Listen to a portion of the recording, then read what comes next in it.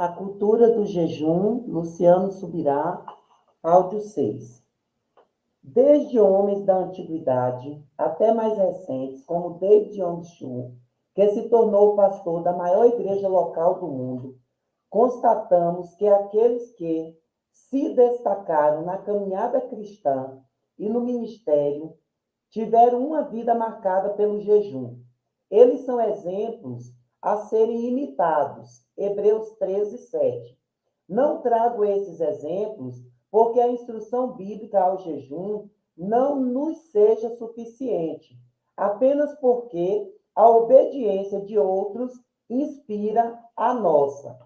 Infelizmente, a prática do jejum sofreu abusos e distorções ao longo dos séculos. Porém, assim como em contraposição à prática errada daqueles dias, Jesus orientou seus discípulos a jejuarem de forma correta.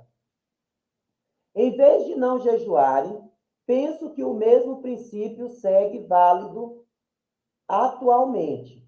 Era uma vez uma igreja que jejuava. Houve uma época quando a cultura de jejuar era mais praticada pelo povo de Deus, em que o exemplo prático gritava tão fortemente a ponto de não haver necessidade de explicar detalhes. Os detalhes se tornaram óbvios aos que possuíam uma referência a seguir. Richard Foster, em sua obra Celebração da Disciplina, comenta: no século I e antes disso, não eram necessárias instruções do tipo como fazer acerca das disciplinas espirituais. A Bíblia conclamava às pessoas a disciplinas como jejum, oração, adoração e celebração, mas não oferecia quase nenhuma orientação sobre como praticá-las. E é fácil entender o motivo. As disciplinas eram praticadas com tanta frequência e estavam tão incorporadas à cultura geral que o como fazer era do conhecimento de todos. O jejum, por exemplo, era tão comum que ninguém precisava perguntar o que comer antes do jejum, nem como quebrar o jejum, ou ainda como evitar as tonturas enquanto jejuava. Todos sabiam as respostas. Contudo, isso não se aplica à nossa geração. Hoje predomina uma ignorância abismal, mesmo quanto aos aspectos mais simples e práticos de quase todas as disciplinas espirituais. Sendo assim, qualquer livro escrito sobre o assunto precisa oferecer instruções práticas e precisas sobre como conduzir-se nesses exercícios. Creio que a igreja de hoje vive dividida entre dois extremos: aqueles que não dão valor algum ao jejum e aqueles que se excedem em suas ênfases sobre ele. Por essa razão é que escrevo com a intenção de oferecer instrução bíblica e também conselhos práticos. É fato que o jejum tem sido, de forma assustadora, ignorado e negligenciado em nossa época. Numa pesquisa recente que fiz em minhas redes sociais, com muitos milhares de cristãos, quase 60% assumiram nunca terem feito um único jejum de 24 horas em toda a sua vida cristã. Arthur Wallis, autor de uma das grandes obras sobre o tema, em O Jejum Escolhido por Deus, afirmou décadas atrás o seguinte: como testemunhei durante anos, não apenas o grande valor, mas também a bênção que o jejum traz, fiquei profundamente preocupado por tantos crentes fervorosos, aparentemente, nunca terem dado muita atenção ao assunto. A verdade é que não mudou muita coisa de lá para cá. Temos mais livros sobre jejum, isso é incontestável, mas também há um crescente número de discípulos que nunca foram alcançados por nenhum nível significativo de instrução acerca dessa prática cristã. Abordando essa omissão, Martin Lloyd Jones, em Estudos no Sermão do Monte, comenta: Particularmente para os evangélicos, toda essa questão do jejum quase desapareceu de nossa prática diária e até mesmo do campo das nossas considerações. Com que frequência e com que extensão temos pensado a respeito disso? Que lugar o jejum ocupa em toda a nossa perspectiva de vida cristã e da disciplina nela envolvida? Sugiro que a verdade provável é que muito raramente temos meditado sobre isso. Porventura, já jejuamos alguma vez? Porventura, já nos ocorreu pensar demoradamente sobre a questão do jejum? O fato é que toda essa questão parece haver sido totalmente excluída de nossas vidas e até mesmo de nosso pensamento cristão. Não é verdade?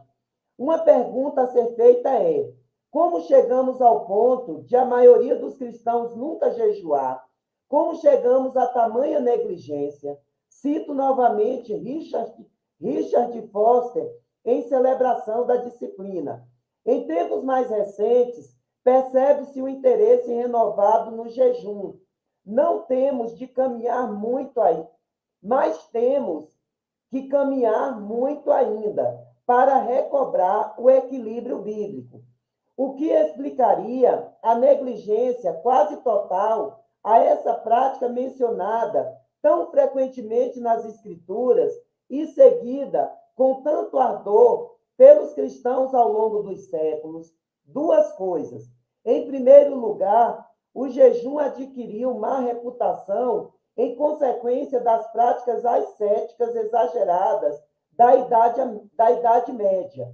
Com o declínio da realidade interna da fé cristã, acentuou-se a tendência crescente de enfatizar o que restou, a forma externa. Sempre que houver uma forma destituída de poder espiritual, a lei tomará as rédeas, porque traz consigo uma sensação de segurança e de poder manipulador. Assim, o jejum ficou submetido a rígidas regulamentações.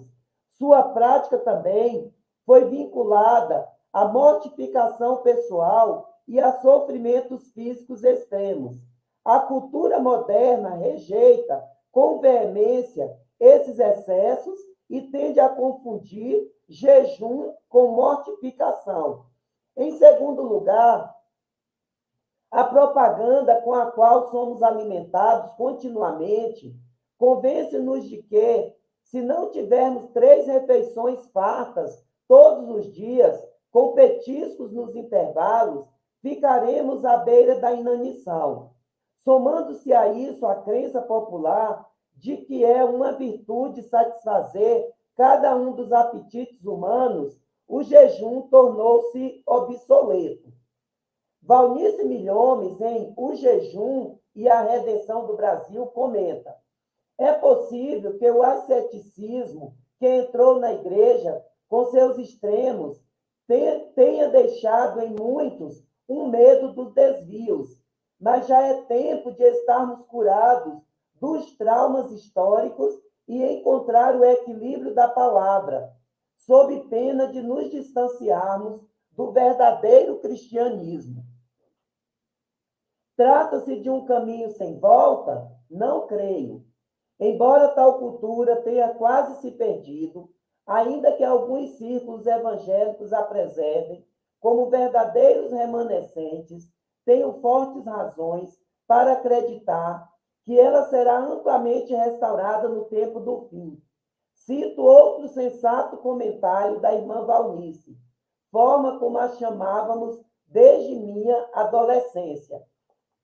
Não encontramos no Novo Testamento qualquer desculpa para não se jejuar.